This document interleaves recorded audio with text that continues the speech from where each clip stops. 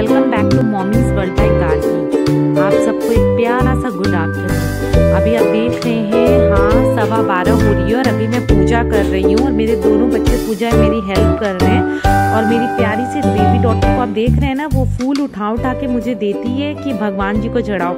एक एक फूल वो मुझे उठा के देती, मुझे बहुत अच्छा लगता है कि चलो ये भी सीख रही है कि कैसे पूजा करें, क्या करें। तो बस यही सब चल रहा था और अब मैं किचन में आ गई हूँ। किचन में आप देख सकते हैं कितना मेस फैला है। एक्चुअली ये बर्तन है जो मुझे अरेंज करने हैं, पर मैं पहले खाने का काम सलटा लूँगी, उसके बाद ये बर्तन रखूँगी। और बस मैं खाने की जल्दी तैयारी कर रही थी और बाहर आप देख सकते हैं टीवी चल रही है, क्योंकि मेरे बेटे ने राइम्स लगा दी थी कि वो मतलब मीठी का माइंड थोड़ा सा डाइवर्ट करे, लेकिन वो मान ही नहीं रही थी। वो भी मेरे संग किचन में आ गई थी और किचन के फ्लोर पे बैठ के मैंने उसको कुछ बर्तन दे दिया था, तो वो उससे खेल रही थी। तो बस मैं खाने लगाने की तैयारी कर रही हूँ।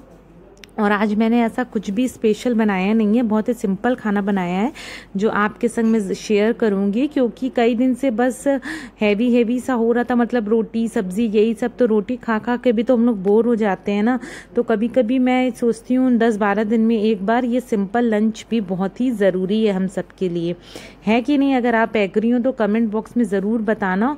और जो लंच मैं आपको दिखाऊंगी ना, उसके संग मुझे अचार बहुत अच्छा लगता है, ये मैंगो पिकल्स वाला, तो वही मैं निकाल रही थी। और वही मैं झुक रही थी कि ये पापड़ खत्म हो गए थे जो लूज वाले थे, तो मैं न्यू पैकेट निकाल दी थी। कैसे हो आप सब? बस अब मैं जा रही हूँ अपना लंच करने, क्योंकि आपको आवाज सुनाई पड़ रही होगी, बच्चे बाहर बहुत ज्यादा चिल्ला रहे हैं। और आज मैंने बहुत ही लाइट सा लंच बनाया है, क्योंकि बहुत दिन हो गए थे खिचड़ी नहीं बनाई थी मैंने, और ये मेरा और मेरे बच्चों का फेवरेट है एक्सेप्ट माय हस्बैंड। तो आज मैंने देखी खिचड़ी, दही, अचार और ये पापड़। और आपने ये कहावत तो सुनी होगी ना कि खिचड़ी के चार यार, दही पापड़ घी अचार, क्योंकि घी अचार और दही पापड़ के बिना खिचड़ी का स्वाद अधूरा है। तो मैं जा रही हूँ यमी सा स्वाद लेने और आपसे चिट चैट भी करूंगी थोड़ी देर बाद। बस खाना लेके मैं ड्राइंग रूम में आ चुकी हूँ, क्योंकि यहीं मैं खाना खिलाती हूँ बच्चों को। और मीठी बहुत उतावली हो रही थी जल्दी से खाना खाने के लिए, और खिचड़ी बहुत ज़्यादा गर्म थी, तो मैं उसे कूल डाउन कर रही थी फूंक मार के कि जल्दी से ठंडी हो तो मैं उसे खिलाऊं। पर वो मान ही नहीं रही थी, वो ऐसे ही बदमाशी कर रही थी। और पापड़ देख के वो उसे छीनना चाह रही थी, तो मैंने उसे थोड़े पापड़ के टुकड़े दे दिए, तो वो वहीं वो सोफे पे फैलाई जा रही थी। खा तो रही नहीं थी, खाली गंदगी कर रही थी। ऐसे ही करते हैं ना बच्चे।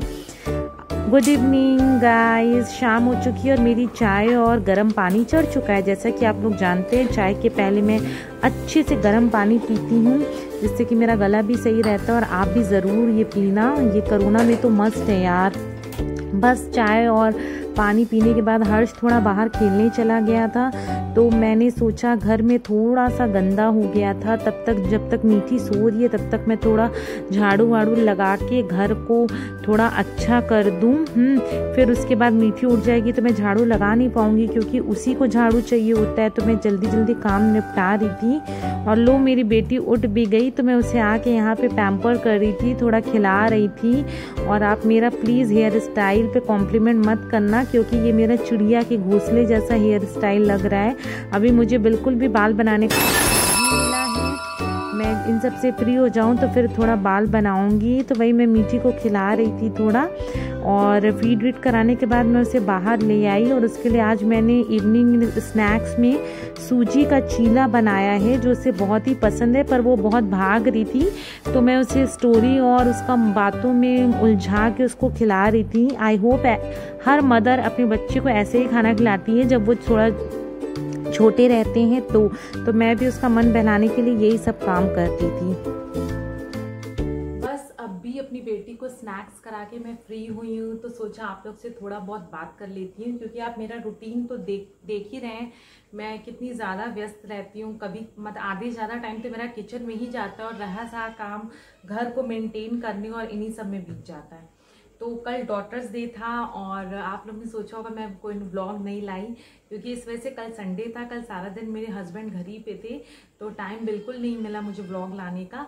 और बस घर में थोड़ा बहुत अच्छा कुछ बना लिया था हम लोग, एंजॉय ऐसे ही कर लिए, ऐसे ही मन गया। और लेकिन डॉटर्स डे पे मैंने बहुत ही प्यारा सा सरप्राइज दिया अपनी बेटी को। मतलब सरप्राइज बोले तो मैंने एक उसके लिए पोयम बनाई है, और उसी के लिए नहीं, हर एक बेटी के लिए ये बनाई है। और कुछ ऐसी जो घटिया मानसिकता वाले लोग हैं उनको ये पोयम उनके लिए मतलब पहुंचाने के लिए बनाई है, क्योंकि हम सभी जानते हैं कि लिंग अनुपात हमारे देश में तेजी से फैल रहा है। लड़कियों के संग मतलब अपराध होना घोर, मतलब लड़कियां कहीं भी सेफ नहीं है। और मुझे ये सोच के बहुत ही मतलब अजीब लगता है कि जैसे मतलब बताओ, जहाँ पे हम लोग 9 दिन दुर्गा को पूजते हैं, दुर्गा की आराधना करते हैं, कन्याओं को खिलाते हैं, उस देश में ऐसा क्यों हो रहा है? और लड़कियां इतनी कम हैं लड़कों के कंपैरिजन में। और आप मतलब फीमेल फोर्टिसाइड हम लोग सभी जानते हैं, कन्या भ्रूण हत्या बहुत ज़्यादा होती है यहाँ पे। मतलब पहले से डिटेक्ट कर लिया जाता है कि बेटी है पेट में तो उसको हटा दिया जाता है। कितना घोर अपराध है। जो लोग ये करते हैं वो कभी इसके अंजाम तक सोचते नहीं है कि ऊपर वाला उन्हें कितनी कड़ी सज़ा दे सकता है। तो खैर ये तो हम भगवान के हाथ में छोड़ते हैं कि उनको कैसी सज़ा और किस प्रकार की सज़ा ऐसे दरिंदों को देनी है। मैं आपको ये छोटी सी पोयम सुनाना चाहती हूँ, आपको पसंद आएगी तो प्लीज़ एक लाइक का बटन ज़रूर दबा देना। और सुनाती हूँ, ठीक है। बेटी है तो संसार है, बेटी है तो संसार है, बेटी है तो घर का मान है। बेटों से कभी तुम इनकी तुलना न करना, क्योंकि बेटा भाग्य तो बेटी सौभाग्य है। ऐ भ्रूण हत्या करने वाले हत्यारों, ऐ भ्रूण हत्या करने वाले हत्यारों, कभी 2 पल बैठकर यह विचारो, कभी 2 पल बैठकर यह विचारो। जिस बेटी को कोख में ही तू मरवाता है, जिस बेटी को कोख में ही तू मरवाता है, तू भी किसी बेटी की कोख से ही इस संसार में आता है। तू भी किसी बेटी की कोख से ही इस संसार में आता है। अगर अभी न चेता तेरा यह शैतानी दिमाग, अगर अभी न चेता तेरा यह शैतानी दिमाग, तो घोर कलयुग में ही भोगेगा तू अपने पापों का भाग, तो घोर कलयुग में ही भोगेगा तू अपने पापों का भाग। इसलिए वक्त रहते संभल जा, अपने विनाश को खुद न बुला। ईश्वर ने सोचकर ही तुझे बेटी से नवाजा है, ईश्वर ने कुछ सोचकर ही तुझे बेटी से नवाजा है। तो फिर तू क्यों इस सृष्टि को असंतुलित बनाता है, तो फिर तू क्यों इस सृष्टि को असंतुलित बनाता है। आपका बहुत शुक्रिया करना चाहूँगी कि आपने इतने धैर्यपूर्वक मेरी ये पोयम सुनी। और मैं कवित्री नहीं हूँ मैं, पर मुझे पता नहीं क्यों मुझे हर एक चीज़ का शौक बहुत है फ्रेंड्स। मैं आपको अपनी मतलब पर्सनल चीज़ें इस ब्लॉग के माध्यम से शेयर कर रही हूँ।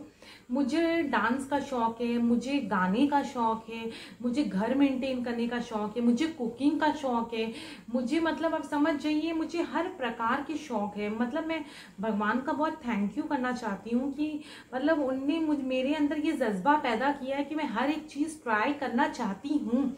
मैं ये नहीं कह रही कि मैं हर चीज़ में परफेक्ट हूँ, लेकिन कुछ ना कुछ करते रहना चाहिए, कोई नई एक चीज़ अपने अंदर कुरेदना चाहिए अपने टैलेंट को बाहर लाने के लिए।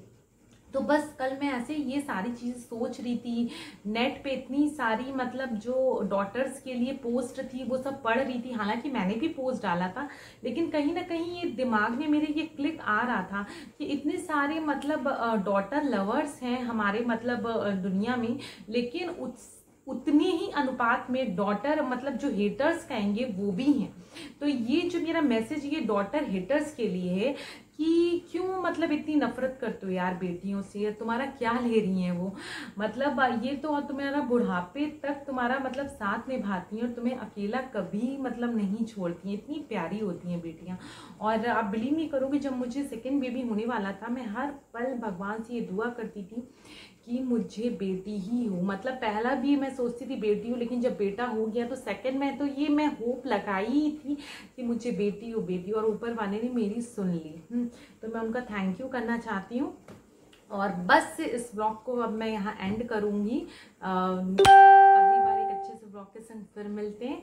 तब तक के लिए आप मेरे चैनल पे अगर नए हैं तो सब्सक्राइब करना ना भूलें, लाइक का बटन ज़रूर दबाएं, बेल आइकन भी ज़रूर प्रेस करें जिससे कि वीडियो की पहली नोटिफिकेशन आप तक ज़रूर आए। Bye bye guys, take care.